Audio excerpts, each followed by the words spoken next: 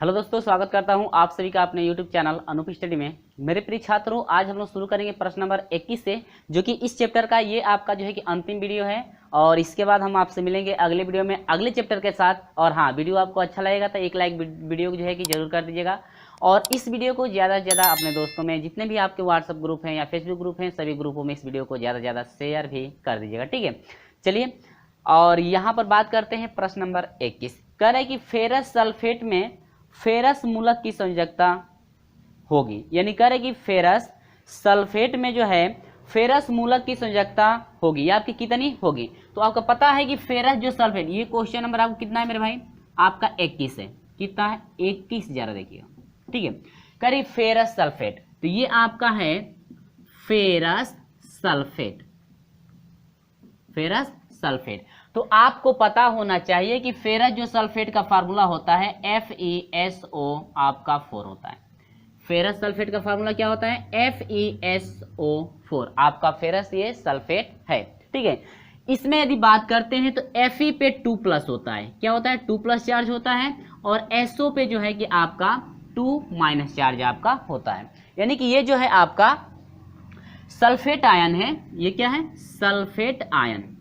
इसे हम लोग क्या कहते हैं मेरे भाई? सल्फेट आयन, ठीक है। इसको हम लोग क्या कहते हैं? फेरस।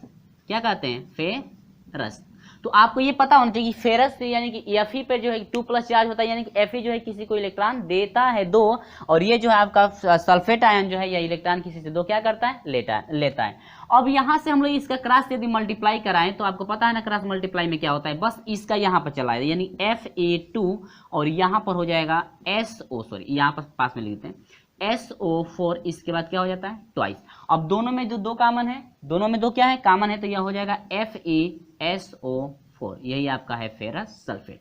और इस फेरस सल्फेट में मेरे प्रिय छात्रों हम लोग ये देखे हैं कि जो आपका फेरस है, यही ना पूछ रहा था, कह रहे थे फेरस मूलक की संयोजकता क्या है। तो फेरस मूलक जो है इसकी संयोजकता कितनी है? 2 है। संयोजकता कितनी है? 2, ठीक है। तो यहाँ पर आप बताएंगे कि फेरस सल्फेट की संयोजकता जो है यहाँ पर 2, यानी कि मैं लिख दे रहा हूँ फेरस मूलक की संयोजकता। तो यहाँ पर खाली संयोजकता कर दे रहा हूँ, संयोजकता किसका? फेरस का।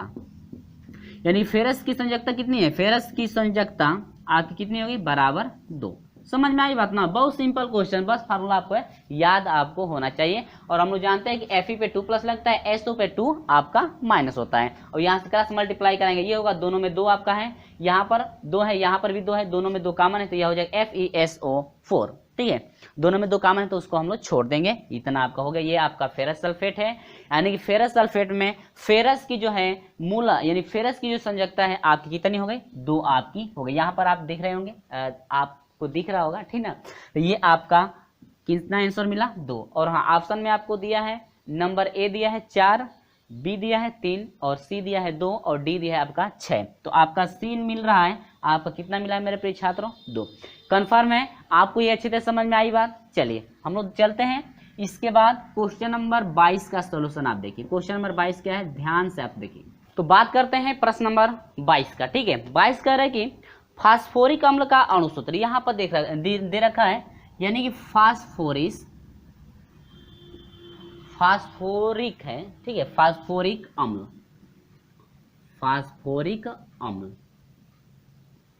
का अणुसूत्र। तो मेरे प्रिय छात्रों, फास्फोरिक अम्ल का जो अणुसूत्र दिया है आपका, दिया है H3PO4। H3PO4 ये आपका है फास्फोरिक क्या है? अम्ल है। यानी H3PO4 जो है यह फास्फोरिक क्या है? अम्ल है। यदि हम लोग इसको अलग करके देखें तो आपका एक हाइड्रोजन निकलेगा, आप प्लस ये निकलेगा PO4, यानी कि यह हो जाएगा। समझ में आई बात? यानी फास्फोरिक अम्ल को जब हम लोग अलग करेंगे तो यह H हो जाएगा, आप प्लस PO4 होगा। हम लोग जानते हैं कि इस पे प्रश्न नंबर 2 में आपको बताया गया था कि इसकी संयोजकता होती है -3। क्या होती है? -3 होती है। समझ में आई बात? इसकी संयोजकता कितनी होती है? -3, यानी कि इसको माइनस में लगा लीजिए क्योंकि -3 होता है। यहाँ पर इसको थोड़ा जो है कि संतुलित कर लीजिए। इधर हाइड्रोजन 1 है, इधर 3 है, तो इधर आपका 3 से मल्टीप्लाई कर दीजिए। समझ में आई बात? ठीक है।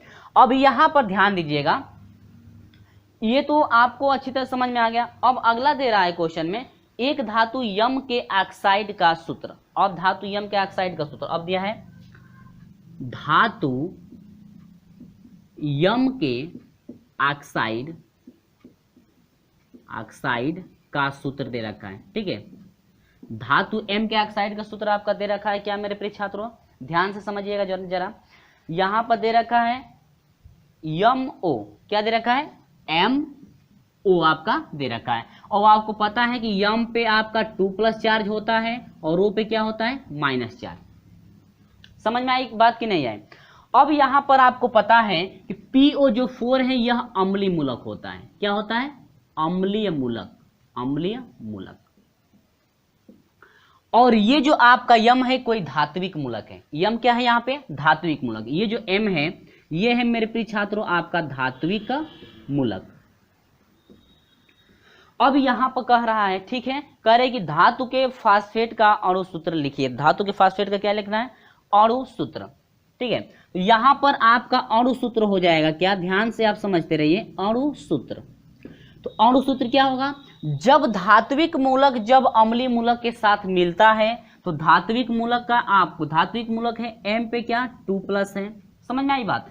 इसके बाद अम्लीय मूलक है PO4, इसके सर पे कितना है, -3 है।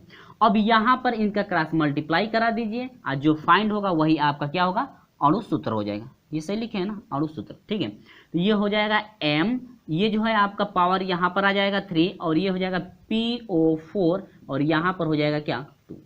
समझ में आई बात। ये रहा आपका क्या आंसर। बहुत अच्छा क्वेश्चन था। जो प्रश्न नंबर 2 आपका मैं सॉल्यूशन जो है कराया हूँ, आपका वही प्रोसेस सेम आपका इसमें भी चला है, तो उम्मीद होगी कि ये आपको समझ में आ गया है। तो यहाँ पर यह एक दो जो है मूलक है, एक अम्लीय मूलक है, PO4 को हम लोग अम्लीय मूलक कहते हैं, हम लोग पहले भी पढ़ चुके हैं, ये अम्लीय मूलक है। और ये जो है आपका धात्विक मूलक, यम कोई है जो है धातु है, तो यह धात्विक आपका क्या हो गया, मूलक हो गया। अब जब धात्विक मूलक अम्लीय मूलक के साथ जब मिलता है तो क्रिया करके ये आपका बनता है, यानी कि बस इसका क्या क्रॉस मल्टीप्लाई करा देना है, M3PO4, ये किसका क्या ट्वाइस। समझ में आई बात की नहीं यार। ठीक है, यानी कि ये आपका है कह रहे थे कि धातु के फास्फेट का अणु सूत्र, तो धातु के फास्फेट का अणु सूत्र कितना हो गया, यहां पर मैं लिख दे रहा हूं, धातु के फास्फेट का अणु सूत्र आपका हो जाएगा M3PO4, M3PO4 का ट्वाइस। समझ में आई बात। अच्छी तरह से आपको समझ में आ गया होगा कि मैं क्या कहना चाहता हूं और आपको क्या मैं समझाना चाहता हूं।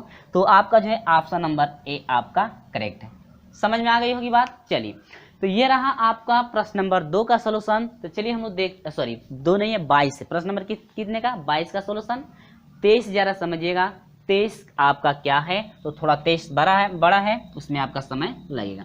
समझ में आई बात है ना ये। तो चलिए हम लोग देखते हैं यहाँ पर 23 नंबर का सोल्यूशन हम लोग समझते हैं। तो यहाँ पर हम लोग बात करते हैं 23 नंबर, वही सेम प्रोसेस है जो है कि आपका 13, 14, 15, 16 चला था, वही सेम प्रोसेस आपका चलेगा। इसमें थोड़ा सा इसमें चेंजिंग है, इसमें NTP दे दिया है। क्या दे दिया है, NTP पर दिया है। ठीक है, यानी NTP पर बस दे दिया है, तो आपको ज़्यादा घबराने की बात नहीं है। बहुत अच्छा क्वेश्चन है, ये भी NTP पर दिया है, तो बस सेम प्रोसेस आपका पिछले वाला चलेगा, इसमें थोड़ा सा बस चेंजिंग है। चलिए देखते हैं यहाँ पर क्या क्या दे रखा है। प्रश्न में दिया है कि एक कार्बनिक यौगिक में हाइड्रोजन, ध्यान दीजिएगा, हाइड्रोजन का इसमें दिया हुआ परसेंटेज आपका दिया है, हाइड्रोजन का 6.67 परसेंटेज ये है। इसके बाद कार्बन का 40% दिया है, कार्बन कितना है 40%। और ध्यान दीजिएगा सभी ऑप्शनों में जो है कि ऑक्सीजन भी मौजूद है, सभी ऑप्शनों में ऑक्सीजन भी क्या है आपका मौजूद है। तो ये कह रहा है कि इतना तथा शेष ऑक्सीजन है, और हाँ ऑक्सीजन दिया है, शेष जो है ऑक्सीजन है। इसके 0.6 ग्राम पर NTP पर आयतन जो है कि 224 है। तो कह रहे यौगिक का सूत्र, यानी कि आपसे पूछ रहा है यौगिक का जो है कि आपसे सूत्र पूछ रहा है। तो ऑक्सीजन का कितना हो जाएगा मेरे प्रिय छात्र, ध्यान दीजिएगा, ये जो है 40% ये है और जो है कि 6.67% ये है। तो 100 में से यदि हम लोग 6.67 और 40% जोड़कर घटा दे तो पता चल जाएगा कि ऑक्सीजन कितना है ना। तो ऑक्सीजन का आपका टोटल आपका ऑक्सीजन का मिलेगा 53.33। यहाँ पर हल करेंगे तो आएगा 53 कितना 33।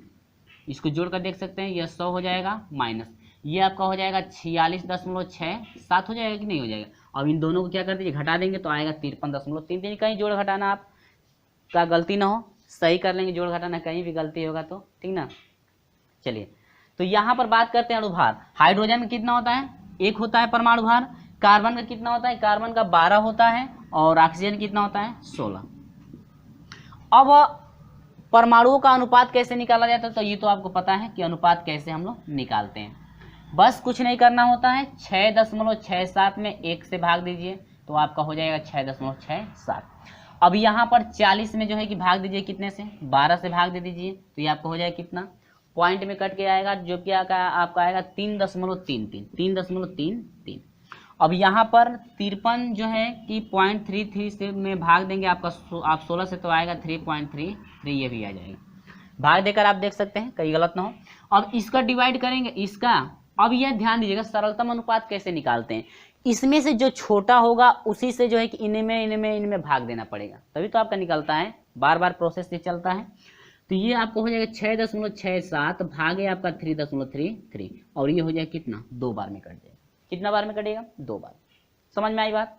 अब यहाँ पर देखिए 3.33 को कटाना है 3.33 से, तो ये आपका 1 बार में कट जाएगा। 3.33 को कटाना है आप 3.33 से कटाएंगे तो ये भी कितना बार में कट जाएगा, 1 बार में। अब ये जरा बताइए, हाइड्रोजन 2 आ गया, अनुपात उसका सरलतम अनुपात 2, कार्बन का जो है कि आपका 1 आया, ऑक्सीजन कितना आया, आपका 1 आ गया। दोनों का आ गया कि नहीं आ गया। तो यहाँ पर मूलानुपाती सूत्र कितना हो जाएगा, ध्यान दीजिए, मूलानुपाती सूत्र। तो मूल अनुपाती सूत्र आपका हो जाएगा मेरे प्रिय छात्रों, हाइड्रोजन है H लेकिन कितना मिला है, 2। ऑक्सीजन का C है, मिला है अनुपात 1। कोई दिक्कत नहीं, 1 नहीं लिखे तभी 1 माना जाएगा, यानी कि H2CO आएगा। ठीक है, यानी कि H2CO, तो इसको हम लोग क्या लिख सकते हैं, CH2O लिख सकते हैं, ऐसे CH2O, यानी कि मूल अनुपाती जो सूत्र है आपका हो जाएगा CH2O। कोई दिक्कत है, ठीक है, यानी मूल अनुपाती सूत्र फाइंड हो गया। अब आपको निकालना है अणुभार। क्या निकालना है, अणुभार। अणुभार, तो अणुभार बराबर क्या होता है, मैं फार्मूला लिख देता हूं। अणुभार बराबर होता है भार बटा में आयतन चाहिए, भार बटा में क्या, आयतन, आगुणे होता है 224 यानी 00, यानी कि 22,400। कितना, 22,400। तो इसका जब सॉल्यूशन किया जाएगा तो भार कितना है आपका, भार आपका टोटल है 0.6, आपका दे रखा है किताब में, दे रखा है प्रश्न में दे रखा है 0.6 ग्राम दिया है कि नहीं दिया है। इसके बाद आयतन जो है एनटीपी पर आयतन दिया है 200 जो है 24, आगुणे आपका ये हो जाएगा 22,400।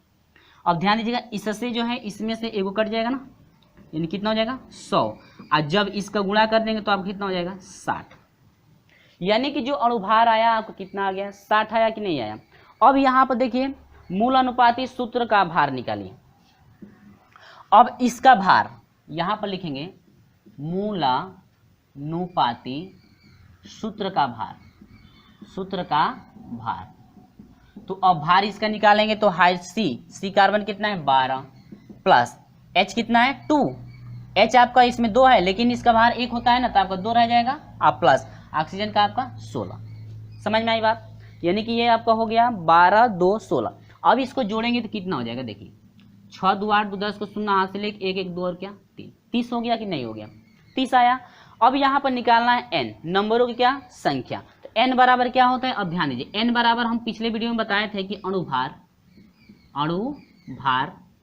और बाटा में आपका होता है, अणुभार बाटा में होता है मूल अनुपाती सूत्र, मूल अनुपाती सूत्र भार, यानी कि मूलानुपाती सूत्र भार, सूत्र भार। तो देखिए अणुभार कितना फाइंड हुआ है आपका 60, यहाँ पर अणुभार 60 मिला है तो 60 बटा में हो जाएगा। मूल अनुपाती सूत्र कितना मिला है भार उसका आपका 30, तो 30 दूनी के 60, ठीक है, यानी कि n बराबर कितना हो गया 2। n का मान 2 आ गया कि नहीं आ गया। अब क्या करना है, अब जो सूत्र है अणु जो सूत्र है, अणु सूत्र में जो है कि अब भाग देना है कितने से, 2 से आपको गुणा कर देना है बस, और इसके ज्यादा अब और जो है कि कुछ नहीं करना है, यानी कि अणु सूत्र बराबर होता है, अणु सूत्र बराबर हो जाएगा आपका चाहिए मूल अनुपाती सूत्र आगु इंटू एन होता है। मूल अनुपाती सूत्र इंटू क्या होता है, एन। समझ में आई बात। यानी कि अणु सूत्र बराबर हो जाएगा, मूल अनुपाती सूत्र कितना है, CH2O अगुणे n होता है, लेकिन n की जगह पर 2 है, ये हो जाएगा C2H4 और O2। इतना आया कि नहीं है। इसमें कार्बन के 2 अणु है, हाइड्रोजन के 4 और ऑक्सीजन के जो है कि 2 अणु आपके मौजूद हैं। तो ऑप्शन में देखिएगा कि इतने अणु किसमें किसमें है। किस ऑप्शन में कार्बन के 2 अणु है, हाइड्रोजन के 4 अणु है और ऑक्सीजन के 2 अणु है। तो ऑप्शनल पे हम लोग बढ़ते हैं। ऑप्शन में कौन सा ऑप्शन आपका करेक्ट है, यहाँ पर हम लोग मिलाएंगे, ध्यान दीजिएगा। पहले ऑप्शन में दिया है कार्बन 2 है, हाइड्रोजन 4 है, ऑक्सीजन 1, लेकिन ऑक्सीजन 2 को चाहिए ना, ये कैंसिल हो गया। बी में आइए, कार्बन हाइड्रोजन जो है 2 है, कार्बन 1 गो, लेकिन कार्बन 2 को चाहिए, ये भी कैंसिल, बी वाला भी कैंसिल हो गया भाई। सी में देखिएगा कार्बन 2 गो है, ठीक है, हाइड्रोजन 4 गो है, वो भी ठीक है, ओ 1 गो है, वो भी कैंसिल। डी में आइएगा, कार्बन 2 गो है तो 2 गो कार्बन उसमें भी है, हाइड्रोजन 3 1 4, 4 गो हाइड्रोजन है, ये भी ठीक है, ऑक्सीजन भी 2 गो है तो इसमें भी 2 गो, यानी कि ऑप्शन नंबर क्या मिल रहा है, ऑप्शन नंबर डी आपका करेक्ट है। मैं एक बार देख रहा हूँ दिख रहा है उधर कि नहीं दिख रहा है, ठीक है, आपको समझ में आई बात। ऑप्शन नंबर कौन सा करेक्ट है, ऑप्शन नंबर जो है कि डी आपका करेक्ट है। क्लियर है आपको, चलिए। और हाँ, उम्मीद होगी कि आपको ये अच्छी तरह समझ में आई बात, ठीक है। यानी कि डी बराबर है C2H4O2, यानी कि आपको मिलाना है ये कि आपका कार्बन किसमें 2 गो है, हाइड्रोजन भी 4 गो है और ऑक्सीजन भी 2 गो, जिसमें ये मिलेंगे वही आपका ऑप्शन करेक्ट होगा। तो हम लोग का ऑप्शन नंबर डी में मिल रहा था, तो ऑप्शन नंबर डी आपका करेक्ट होगा। क्या कोई दिक्कत है, ठीक है, सभी चीजें अच्छी तरह समझ में आई बात। चलिए, तो ये आपका ऑप्शन नंबर करेक्ट रहा। उम्मीद हो फ्रेंड्स कि ये स्टेप बाय स्टेप आपको समझ में अच्छी तरह से आ गया होगा। तो चलिए, इसके बाद हम लोग बढ़ते हैं, यहाँ पर जो है कि 24 नंबर का क्वेश्चन, ध्यान दीजिएगा, 24 नंबर के क्वेश्चनों का सॉल्यूशन कैसे आपको करना है। तो चलिए देखते हैं 24 नंबर, प्रश्न नंबर 24 का सॉल्यूशन जरा देख लेते हैं भाई, बहुत अच्छे तरीके से। इसको मैं अब हटा देता हूं, ठीक है। चलिए, तो चलिए यहां पर हम लोग बात करते हैं 24 नंबर के प्रश्न का। कह रहे हैं कि निम्न में सल्फ्यूरिक अम्ल का अणुभार होगा। आपसे पूछ रहा है अणुभार क्या होगा। तो देखिए, सल्फ्यूरिक अम्ल है, सल्फ्यूरिक अम्ल, तो आपको पता है कि सल्फ्यूरिक अम्ल का जो सूत्र होता है H2SO क्या होता है 4, यानी सल्फ्यूरिक अम्ल का जो सूत्र होता है H2SO4। यहां पर लिखेंगे H2SO4 का अणुभार, अणुभार। तो अणुभार बराबर क्या होगा, H2SO4 का क्या पूछ रहा था, अणुभार पूछ रहा था। तो बस कुछ नहीं करना है, हाइड्रोजन आपका एक है, लेकिन ये आपका 2, ठीक है, यानी एक है, एक हाइड्रोजन का 1 होता है और इसमें 2 हाइड्रोजन है तो 2 प्लस यस, जो सल्फर है इसका कितना होता है 32 होता है, तो ये आपका 32 हो जाएगा, गुणे ऑक्सीजन का 16 होता है ना, लेकिन इसमें 4 ऑक्सीजन है, तो ये हो जाएगा 16 प्लस गुणे कितना 4। चलिए, समझ में आ रहा है बात। चलिए, यहाँ पर 2 एकम 2 हो जाएगा, प्लस यहाँ पर 32 हो जाएगा, प्लस 16 चौके 64, जोड़ दीजिए तो 4 2 6 6 2 8, 6 और 3 कितना हो जाएगा 9, 98, कितना हो जाएगा 98। तो यही पूछ रहा था, ज़्यादा आपका कठिन नहीं है, ये तो बहुत सिंपल था कि निम्न में से सल्फ्यूरिक अम्ल का अणुभार होगा। अणुभार कितना है आपका सल्फ्यूरिक अम्ल का, 98 आपका जो है कि अणुभार होगा। समझ में आई बात है। तो स्टेप बाय स्टेप ये समझ में आ गया, क्योंकि ये तो बहुत छोटा है ना, अभी जो 23 नंबर चला है थोड़ा वो प्रोसेस बड़ा था, तो थोड़ा उसमें कठिनाइयाँ भी हो गई होगी आपको समझने में भी। तो चलिए बात करते हैं 25 नंबर का, ठीक है। तो 25 नंबर में आपसे क्या पूछ रहा है, ध्यान दीजिएगा। 25 नंबर मैं अब इसको हटा दूं ना, तो ये 24 नंबर कंप्लीट हो गया। अब हम लोग बात करते हैं 25 नंबर। तो 25 नंबर देखिए, कह रहा है कि 16 gram sodium, 16 gram sodium N, यानी कि सोडियम जो है कितना है 16 ग्राम, 16 ग्राम है कि 46 ग्राम, 46 ग्राम है ना सोडियम, यानी Na जो है, यानी कि सोडियम जो है 16 ग्राम है। जल से क्रिया कराने पर कितने ग्राम हाइड्रोजन गैस प्राप्त होगी। आपसे पूछ रहा है कितने gram hydrogen gas, hydrogen gas यानी कह रहा है कि ये बताइएगा जब सोडियम को जब हम लोग पानी से क्रिया कराएंगे, यानी कि सोडियम को जब जल से क्रिया कराने पर जो हाइड्रोजन प्राप्त होगा, हाइड्रोजन गैस कितना प्राप्त होगा, यही आपसे क्या कह रहा है, पूछ रहा है। ठीक है, तो चलिए हम लोग यहाँ पर देखते हैं, क्रिया देखते हैं कि जब Na को जब हम लोग H2O से क्रिया कराते हैं तो क्या मिलता है। ध्यान दीजिएगा, आपको मिलेगा मेरे प्रिय छात्रों NaOH निकलता है आप प्लस H2, यानी कि NaOH और प्लस क्या होता है H2 आपका बनता है। ठीक है, कब, जब सोडियम को H2O से जब यानी कि जल से जब क्रिया कराएंगे सोडियम को तो आपका बनता है NaOH प्लस क्या H2O। अब यहाँ पर ध्यान दीजिएगा, सोडियम को देखिए, ध्यान दीजिएगा इधर सोडियम एक है ना, चलिए कोई दिक्कत नहीं, इधर सोडियम एक है, इधर जो है आपके हाइड्रोजन 2 है, इधर भी हाइड्रोजन 2 गो, एगो 3 गो, इधर हाइड्रोजन 3 गो हो गया, गड़बड़ हो रहा है क्या, तो 3 गो, तो कोई दिक्कत नहीं, इधर हाइड्रोजन 2 है, इधर 3 गो हो गया, तो हे में 2 से मल्टीप्लाई कर दीजिए, इसमें भी 2 से, तो नाइट्रोजन भी 2 गो बढ़ गया, तो हे में भी कौन से 2 से। ध्यान दीजिएगा, बराबर हुआ, संतुलित हुआ कि नहीं हुआ, संतुलित होना चाहिए, ध्यान दीजिएगा। तो हे जो 2 गो हो गया, 2 4 गो हो गया, तो 2 दूनी के 4 हाइड्रोजन हो गया, Na 2 गो है तो Na 2 गो, O 2 गो है तो O 2 गो, हाइड्रोजन कब हो गया 2 और 2 4, तो 2 दूनी के 4। अब ठीक है, अब संतुलित हो गया, ठीक ना, संतुलित हो, आपको आपका समीकरण संतुलित होना चाहिए। तो हम लोग क्या किए, Na को H2O से क्रिया करा दिए, तो आपका इतना बन गया, बनने के बाद देख रहे हैं कि संतुलित है ही नहीं है, तो संतुलित आपको करना पड़ेगा, तो हम लोग संतुलित कर दिए, तो ये सब तो आता होगा। अब यहाँ पर देखिएगा सोडियम, सोडियम का देखिए कि कितना है भार, सोडियम का परमाणु भार कितना आपका है, तो देखिए 2 इसमें सोडियम है, गुणे Na का भार आपका कितना होता है 23 होता है, तो आपका कितना हो जाएगा 3 दूनी के 6 और 46 ग्राम। जब सोडियम 46 ग्राम था, तो यहाँ पर हाइड्रोजन की बात हो रही है ना, हाइड्रोजन कितना आ रहा है, ध्यान दीजिएगा, जब सोडियम 46 ग्राम था तो हाइड्रोजन कितना मिला है, हाइड्रोजन 1 गुणे हाइड्रोजन 2 है ना, तो यहाँ पर हो जाएगा 2 एकम 2 ग्राम। तो जब हम लोग सोडियम को H2O के साथ क्रिया कराए, यानी पानी के साथ क्रिया कराते हैं, तो जो हाइड्रोजन है कितना बचता है 2 ग्राम, यानी कि 46 ग्राम सोडियम की जल से क्रिया कराने पर 2 ग्राम हाइड्रोजन गैस प्राप्त हो रही है। यहाँ पर लिख दे रहा हूं मैं कि 46 ग्राम सोडियम को जल से अभिक्रिया कराने पर क्या, कराने पर कितना 2 gram hydrogen gas, 2 gram hydrogen gas प्राप्त हो रही है, प्राप्त हो रही है। समझ में आई बात ना, ये तो बहुत सिंपल था, आपको ये भी समझ में आ गया होगा, क्योंकि इस टाइप की अभिक्रिया पहले भी हम लोग हल कर चुके हैं। जब हम लोग ताप देकर उसे गर्म कर रहे थे तो कितना आपका बच रहा था, ऐसा क्वेश्चन आपका आ चुका है। ठीक है, चलिए तो ऑप्शन की बात कर ले, तो हम लोग का ऑप्शन नंबर जो है कौन सा करेक्ट है, 25 नंबर का ऑप्शन नंबर बी करेक्ट है। ऑप्शन नंबर क्या है, बी आपका करेक्ट है, 2 ग्राम। कितना है 2 ग्राम, यानी ऑप्शन नंबर जो है आपका बी करेक्ट है।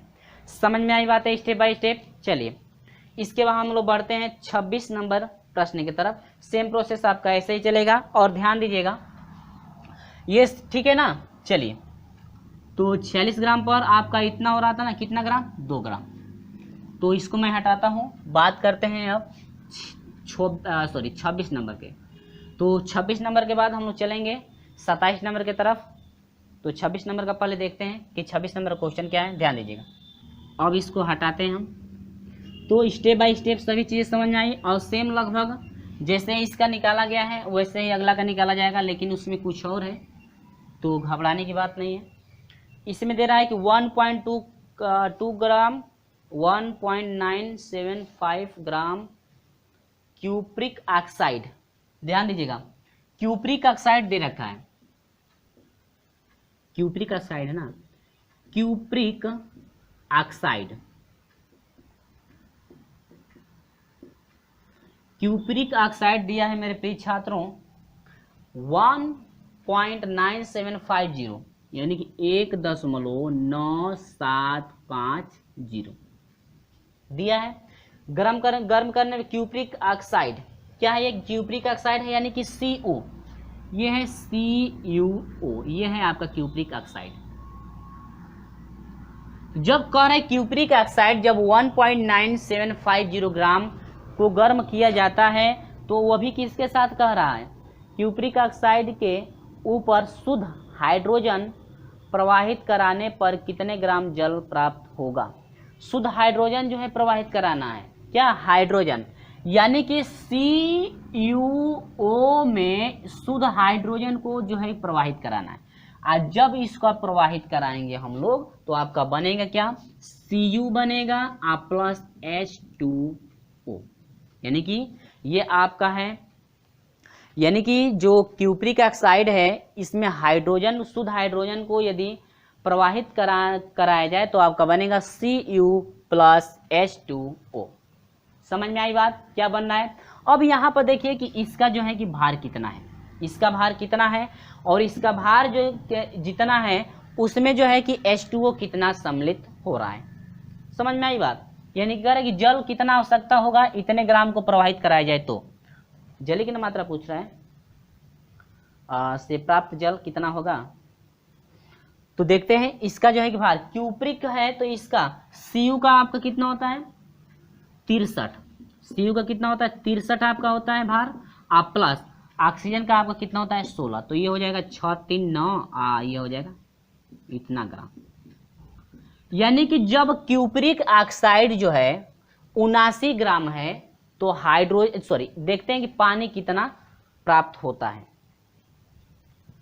जब आपका 79 ग्राम क्यूप्रिक ऑक्साइड है तो पानी देखते हैं कि कितना प्राप्त होता है, तो पानी आपका हो जाएगा 1 गुणे 2 आप प्लस 16, यानी कि 2 एकम 2 और 16 कितना 18 ग्राम। ध्यान दीजिएगा, बहुत अच्छा क्वेश्चन है, सेम आपका वैसे जो अभी मैं कराया हूँ प्रश्न नंबर 25 उसी टाइप का ये भी है। तो एक बार और क्वेश्चन मैं रिपीट कर देता हूँ, ध्यान दीजिए। कह रहा है कि 1.9750 ग्राम क्यूप्रिक ऑक्साइड के ऊपर शुद्ध हाइड्रोजन प्रवाहित कराने पर कितना जल प्राप्त होगा। तो जब हम लोग क्यूप्रिक ऑक्साइड ले रहे थे 79 ग्राम, जब हम लोग का क्यूप्रिक ऑक्साइड सा यहाँ पर देखिएगा, यहाँ पर ये है आपका शुद्ध हाइड्रोजन के साथ मिलाया जा रहा है तो कितना जल प्राप्त हो रहा है वही आपसे पूछ रहा है। तो यहाँ पर जब क्यूप्रिक जो है कि ऑक्साइड जब 79 ग्राम है तो जल आपका 18 ग्राम मिल रहा है। जल कितना ग्राम प्राप्त हो रहा है 18 ग्राम, यानी कि 79 ग्राम जो है कि क्यूप्रिक ऑक्साइड था तो जल मिला 18 ग्राम, यानी कि 19 यहाँ पर फिर से 79 ग्राम क्यूप्रिक ऑक्साइड पर प्राप्त जल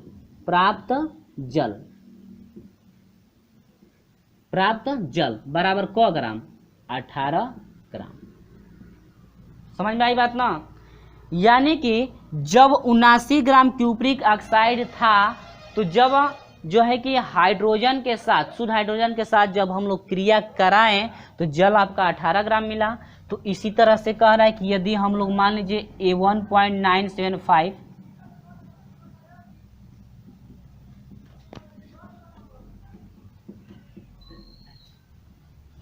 तब तो 18 बटा में कितना हो जाएगा 79 गुणे कितना आपका हो जाएगा 1.9750। जब इसको आप डिवाइड करेंगे तो आएगा 0.45 ग्राम।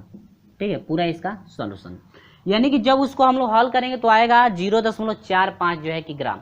ध्यान दीजिए, जब क्यूप्रिक ऑक्साइड जो है कि 79 ग्राम था तो जल जो है प्राप्त हो रहा था कितना 18 ग्राम, और जब 1.975 ग्राम यदि क्यूप्रिक ऑक्साइड हो तो उस समय प्राप्त होगा जल हम लोग का 0.45। ठीक है, यानी कि इतना ग्राम जो है कि जल प्राप्त होगा, जो कि आपका ऑप्शन नंबर ए करेक्ट है। 0.45 जो है कि ग्राम, 0.54 क्या ग्राम, ये रहा आपका क्या आंसर। समझ में आई बात ना, तो ये सब चीजें आपको समझ में आ गई ना। तो ज्यादा कुछ नहीं था, बस आपको देखना था कि आपका प्रोसेस क्या चल रहा है। सेम वैसे ही जो है कि जैसे अभी हम लोग को 25 नंबर का सोल्यूशन जो 25 नंबर की है ना वही आपका सेम आपका चलेगा, उसी टाइप से हम लोग निकाले हैं इसका भी। तो चलिए इसके बाद हम लोग देखते हैं 27 नंबर का सोल्यूशन, जो कि इस वीडियो का ये अंतिम क्वेश्चन है और इस चैप्टर का ये अंतिम वीडियो भी है। और अभी तक का वीडियो आपको अच्छा लगा होगा तो इस वीडियो को ज़्यादा से ज़्यादा अपने दोस्तों में शेयर जरूर कर दीजिएगा। ठीक है बात, चलिए तो बात करते हैं अगले क्वेश्चन की तरफ। क्वेश्चन नंबर अगला क्या है, ध्यान दीजिएगा। दे रखा है 27 नंबर में कि एनटीपी पर गैस के जो है कि 5.6 लीटर की मात्रा 8 ग्राम है, तो गैस का अणुभार यहां पर निकालने के लिए कह रहा है गैस का अणुभार, गैस का अणुभार, अणुभार। तो ध्यान दीजिए गैस का अणुभार बराबर होता है भार बटा में मोलों की संख्या, मोलों की क्या संख्या। ठीक है, यानी कि गैस का अणुभार निकालेंगे तो आपको चाहिए भार बटा में क्या, मोलों की संख्या आपको चाहिए, वो भी किस पे मोलों की संख्या चाहिए, एनटीपी पर, किस पे, एनटीपी पर। तो ध्यान दीजिएगा यहाँ पर मैं फार्मूला लिख देता हूं, यहाँ पे एक फार्मूला है उसी को मैं लिख देता हूं। किसी गैस के, किसी गैस के भी लीटर आयतन, किसी गैस के भी लीटर आयतन में मोलों की संख्या, मोलों की क्या संख्या बराबर फार्मूला आपका होता है जानते हैं क्या, एनटीपी पर, एनटीपी पर गैस, गैस एनटीपी पर गैसीय पदार्थ का आयतन है, एनटीपी पर गैसीय पदार्थ का क्या चाहिए, आयतन, यानी कि एनटीपी पर गैसीय पदार्थ का आयतन चाहिए और बाटा में आपका क्या चाहिए, नहीं एनटीपी पर गैसीय पदार्थ का आयतन बटा में होता है 22.4, ये आपका फार्मूला है। ठीक है, यानी कि किसी गैस के भी लीटर आयतन में यदि मोलों की संख्या पता की जाए तो आपको पता होना चाहिए कि एनटीपी पर गैसीय पदार्थ का आयतन कितना है, और बटा में होता है 22.4, कितना होता है 22.4 आपका होता है।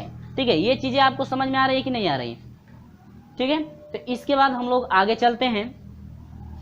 यहां पर एनटीपी पर गैसीय पदार्थ का आयतन आपका दे रखा है, कितना है 5.6, आपको जो है कि स्क्रीन पे दिख रहा होगा 5.6 लीटर है ना, गैस के 5.6 लीटर आयतन।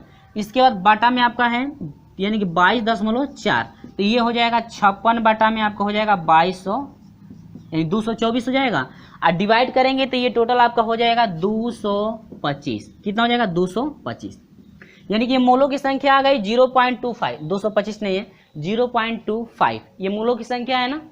ठीक है, तो ये मोलों की संख्या तो पता हो गई, तो अब आपको क्या करना है, बस इसी में रख दीजिए भार, भार कितना ग्राम था आपका 8 ग्राम था, भार 8 ग्राम दिया है ना कि मात्रा 8 ग्राम है, अब बाटा में मोलों की संख्या कितनी है 0.25, अब 100 से नीचे कर दीजिए गुणा 100 से ऊपर, काहे किया जा रहा है, काहे की पॉइंट हट जाए, यह ऊपर हो जाएगा 800 बाटा में नीचे हो जाएगा क्या 25, तो 25 चौक 100 होता है, 25 से 800 में भाग देंगे तो कितना हो जाएगा 25 चौक 100, तो ये हो जाएगा 4 8 32, यानी कि 32 हो जाएगा, कितना हो जाएगा 32। समझ में आई बात, यानी कि 25 से 800 में यदि भाग आप देंगे तो कवर भाग जाएगी 32 बार, तो अनुभार आपका कितना हो जाएगा 32, जो कि 27 नंबर का ऑप्शन नंबर सी आपका करेक्ट है। 27 नंबर का क्या है, ऑप्शन नंबर सी आपका करेक्ट है। ठीक है फ्रेंड्स, तो उम्मीद होगी मेरे प्रिय छात्रों की जो भी मैं इस वीडियो में इस प्रश्नों का, जितने भी प्रश्नों का सॉल्यूशन कराया हूं, आपको स्टेप बाय स्टेप सभी प्रश्नों का सॉल्यूशन अच्छी तरह समझ में आ गया होगा। और हाँ, अभी तक का वीडियो आपको अच्छा लगा है तो इस वीडियो को ज़्यादा से ज़्यादा अपने दोस्तों में शेयर कर दीजिएगा, और हमारे साथ अभी तक नहीं जुड़ पाए हैं तो चैनल को सब्सक्राइब करके जुड़ जाइएगा। यदि वीडियो आपको अच्छा लगेगा तो इस चैनल को सब्सक्राइब कीजिएगा। तो चलिए दोस्तों, मिलते हैं आपसे अगली वीडियो में, तब तक के लिए बाय बाय।